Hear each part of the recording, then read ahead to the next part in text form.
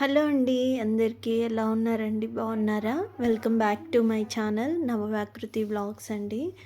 ఇక్కడ చూసారా, నేను ఈరోజు మొత్తం క్లీనింగ్ పర్పస్ పెట్టేసుకున్నానండి. ఆల్మోస్ట్ జనవరిలోనో డిసెంబర్ ఎండింగ్లో కదా క్లీన్ చేసింది. జనవరి న్యూ ఇయర్ అయిపోయిన తర్వాత కొద్దిగా అట్లా క్లీన్ చేస్తూనే ఉన్నాను. సో 2 మంత్స్‌కి మళ్ళీ ఇంత డస్ట్, ఇంత దుమ్ము పట్టుకుపోయిందండి. అసలు బీరువా మీదయితే ఫైన్‌గా డస్ట్ పార్టికల్స్ అయితే అట్లా అతుక్కుపోయాయన్నమాట. సో వీలు కుదిరినప్పుడల్లా క్లీన్ చేస్తూనే ఉంటాము.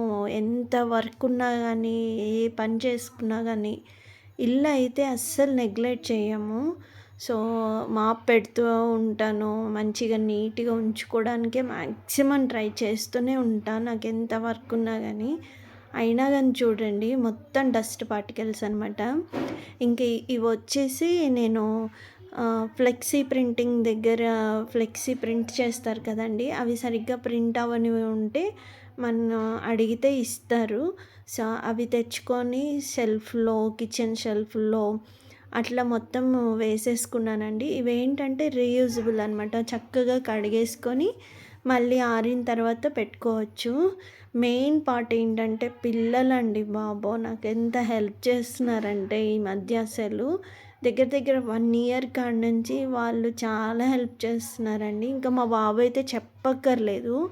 ఫ్యాన్లు గానీ, ఇట్లా హైట్ ఉన్న సబ్జాలు ఇవన్నీ క్లీన్ చేయడం, ఎక్కడం, దిగడం, మొత్తం తీయడం, మళ్ళీ ఎక్కడం, మళ్ళీ చీపురేసుకొని క్లీన్ చేయడం, మళ్ళీ అంతా అందదు కదా, మళ్ళీ స్టూల్ జరుపుకొని మళ్ళీ తుడవడం. సో ఇట్లా అసలు భలే హెక్టిక్. ఆ రోజు మొదలు పెడితే మార్నింగ్ నుంచి ఈవినింగ్ 7:50 దాకా సరిపోయిందండి అసలు.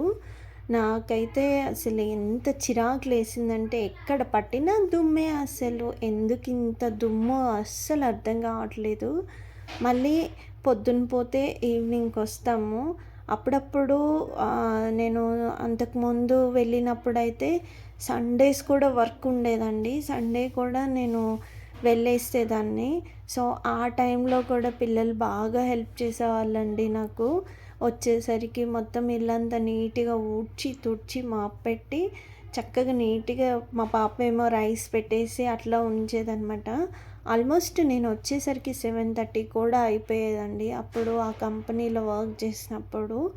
సో అట్లా ఉండింది. ఇంకా మా బాబు, నేను కలిసి మొత్తం అవి కట్ చేసుకొని కొంచెం ఎక్స్ట్రాస్ ఉంటే లోపలికి ఫోల్డ్ చేసి అలా సెట్ చేసామన్నమాట. సో శివరాత్రికని ఇంకా వర్క్ పెట్టుకుంటామండి. ఎప్పుడు ఖాళీగా ఉంటే అప్పుడు మొత్తం ఇల్లు అయితే ఎప్పుడు మ్యాక్సిమం నీట్‌గా ఉంచడానికే ట్రై చేస్తాము.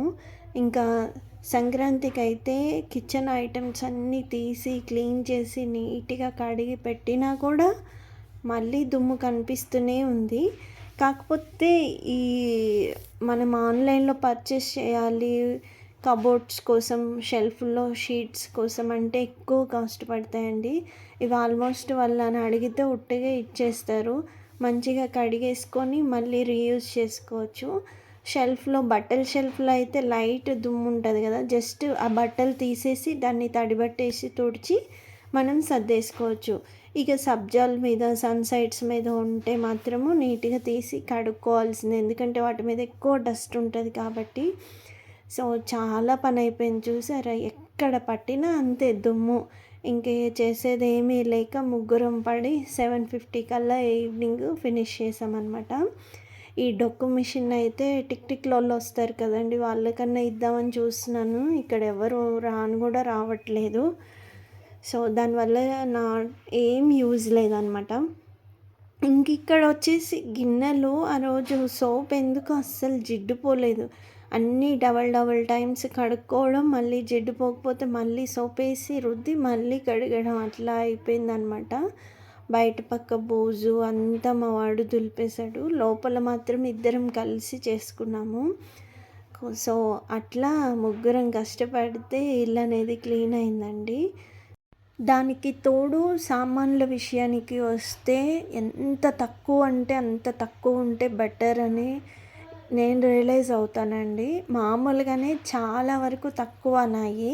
ఆ 2 షెల్ఫ్‌లలో ఆ కిచెన్‌లో కొద్దిగా పైన పెద్ద షెల్ఫ్ మీద అట్లా ఉంటాయన్నమాట.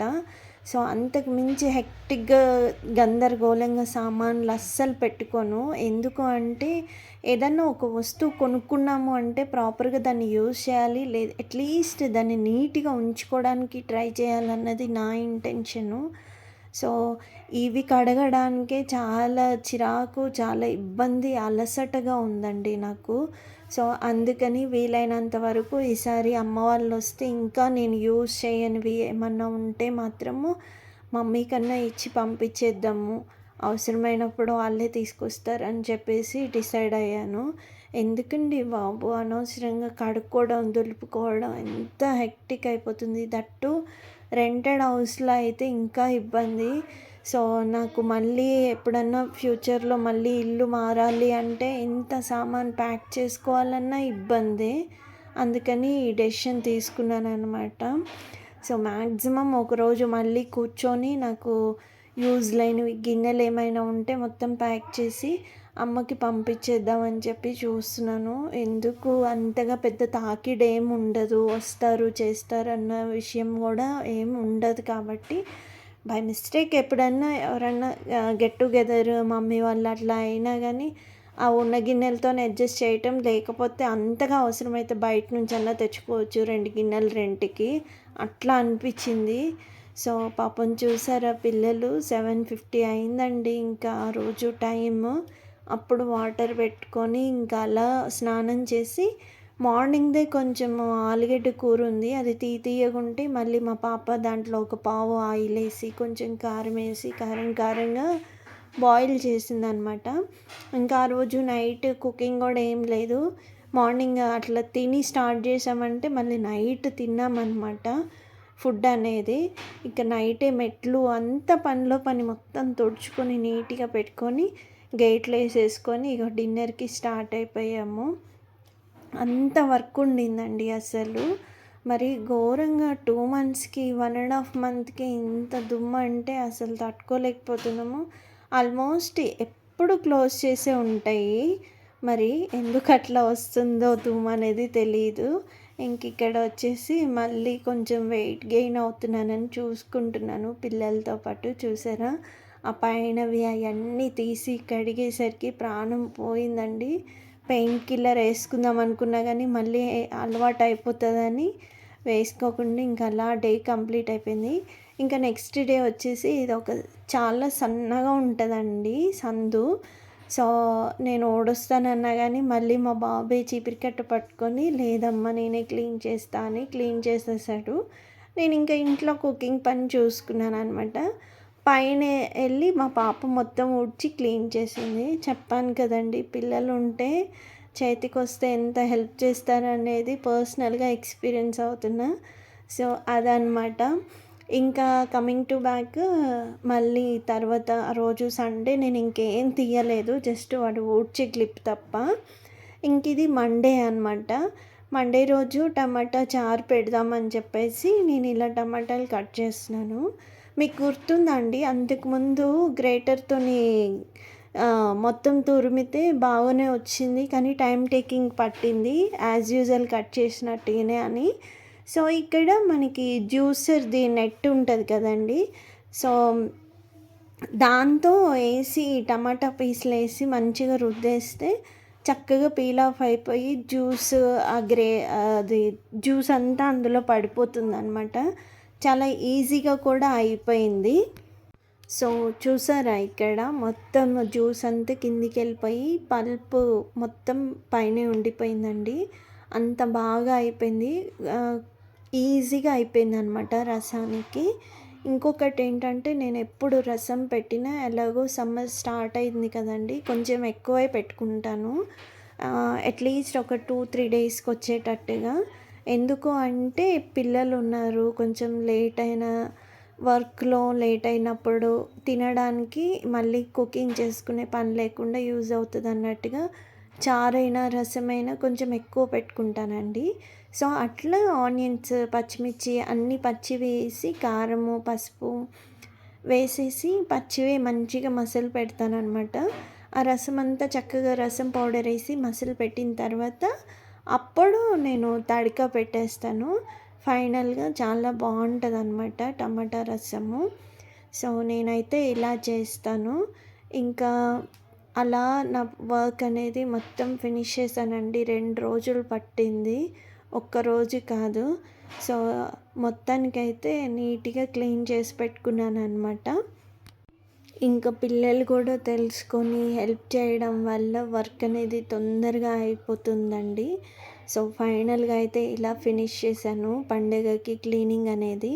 నాకు 1 డే దొరికినా చాలండి. ఆ 1 డేలో మొత్తం ఇరగబడిపోయి చేసేసుకుంటాను. అట్లేం ఉండదు. సో, అదనమాట సంగతి. ఇంకా ఫైనల్‌గా వస్తే అండి లైక్స్ రావట్లేదు. సో, సబ్స్క్రిప్షన్ పెరగట్లేదండి. ఎందుకు అనేది ఐ డోంట్ నో అసలు. వ్యూస్, వాచ్ టైం పెరుగుతూ ఉన్నప్పుడు అట్లీస్ట్ మీకు నచ్చింది, ఓకే కంటెంట్ అంతో ఇంతో ఉంది, చూడొచ్చు అని మీ మనసుకి అనిపించినప్పుడు ఒక లైక్ చేసి సపోర్ట్ చేస్తే బాగుంటుందని వినమ్రపూర్వకంగా నా యొక్క విన్నపాన్ని తెలియజేస్తున్నానండి. అంతకు మించి ఇంకేమీ లేదు. సో, ఈ వ్లాగ్స్ అనేవి కుదిరినప్పుడు పెడుతూ ఉన్నాను. దానివల్ల ఏంటంటే ఒక 2 డేస్ అట్లా గ్యాప్ వచ్చింది అంటే చాలు మళ్ళీ వాచ్ టైము వ్యూవర్స్ అనేది పడిపోతూ ఉందన్నమాట. ఎందుకు అనేది నాకు తెలవదు. సో, స్టార్టింగ్ కాబట్టి మేబీ అలా అయ్యి ఉంటుందేమో అనుకుంటున్నాను. సో, మీకు ఏదేమన్నా నచ్చితే ఈ వీడియోస్ కానీ, ఈ వ్లాగ్స్ కానీ నా ఇంటెన్షన్ ఏదో ఒకటి మీతో షేర్ చేసుకుంటూ ఉంటున్నాను కాబట్టి నచ్చితే తప్పకుండా లైక్ చేసి షేర్ చేయండి. తద్వారా మీరు నన్ను సపోర్ట్ చేసిన వాళ్ళు అవుతారు. సో, ఫైనల్‌గా అయితే ఇదండి వ్లాగు. ఈ వ్లాగ్‌ని ఇంతటితో ఎండ్ చేస్తున్నాను. మరీ అడుగుతున్నానండి. మీకు ఒకవేళ నచ్చింది అంటే తప్పకుండా లైక్ చేయండి. ఒక చిన్న కామెంట్ చేయండి. అది ఏ విధంగా సజెస్ట్ చేయగలిగినా వినమ్రపూర్వకంగా తీసుకోగలనని మనవి చేస్తూ మరొక మంచి వీడియోతో కలుస్తానండి. మరి లక్ష్మీ రమణ గోవింద గోవింద. ధన్యవాదాలండి. ఉంటాను. నమస్తే అండి. Thank you so much.